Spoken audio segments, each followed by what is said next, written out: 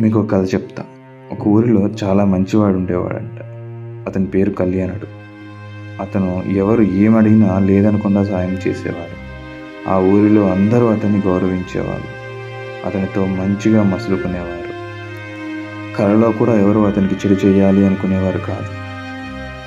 అలాంటి అతను ఓ రోజు ఒంటరిగా ఓ అడవి మార్గంలో మరొక ఊరు వెళ్లాల్సి వస్తుంది. నడక మొదలుపెట్టాడు. ఎందుకో ఆ రోజు ఆ అడవి అతనికి చాలా అందంగా కనిపించసాగింది. కొంత దూరం వెళ్ళాక ఓ అందమైన కుందేళ్ల గుంపు అతని ముందు నుండి ఒకవైపు నుండి మరోవైపుకు వెళ్ళింది. వాటిని చూసి మురిసిపోయాడు కళ్యాణుడు.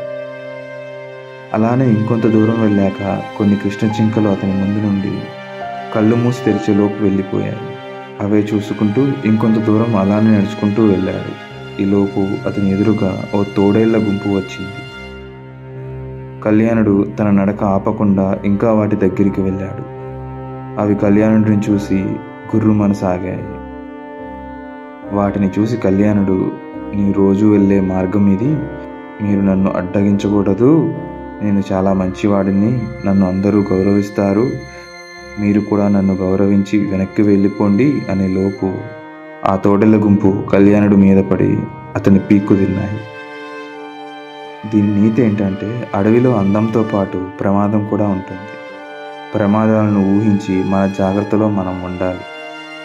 ఈ కథ చెప్పడానికి ఒక కారణం ఉంది. ఈ కథని ఇప్పుడు మన సమాజంలో జరుగుతున్న సంఘటనలతో కంపేర్ చేస్తూ కొంచెం మాట్లాడుకుందాం. మన సమాజంలో మహిళల మీద జరుగుతున్న రేప్స్ గురించి.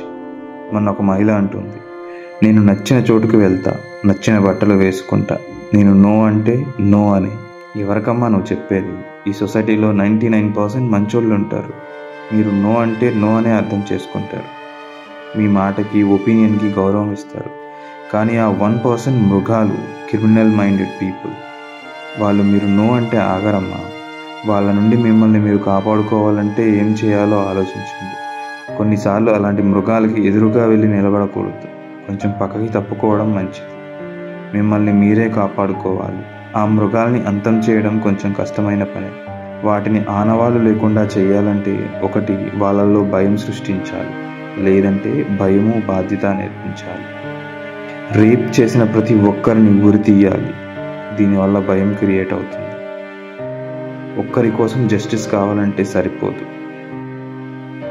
బాధించబడ్డ ప్రతి ఆడపిల్లకి జస్టిస్ జరగాలి. అలా జరగాలంటే రేప్ చేసిన ప్రతి ఒక్కరిని ఉరి తీయాలి. దీనివల్ల కొంతమందిలో అయినా భయం క్రియేట్ అవుతుంది. ఇంకా కొన్ని మృగాలు ఉంటాయి, ఆ క్షణంలో ఆ భయం కూడా గుర్తురాదు వారికి. ఇంకా సెకండ్ది భక్తి, బాధ్యత. ఇవి తల్లిదండ్రులు, టీచర్స్ చేతిలో ఉంటుంది. జనరేషన్ వైజ్ మార్పు తెచ్చేలా కృషి జరగాలి. ఇదే శాశ్వత పరిష్కారం. ఒక తరంలో రావాలి మార్పు. ఈ మార్పు ఒక్క రోజులో వచ్చేది కాదు. ప్రతి ఒక్కరూ ఆ మార్పు కోసం కష్టపడాలి. నేడే మొదలుపెట్టండి ఆ మార్పు కోసం మీ ప్రయత్నం. నా ఆలోచనలతో మీరు ఏకీభవిస్తే please like and share the video. Thanks for watching.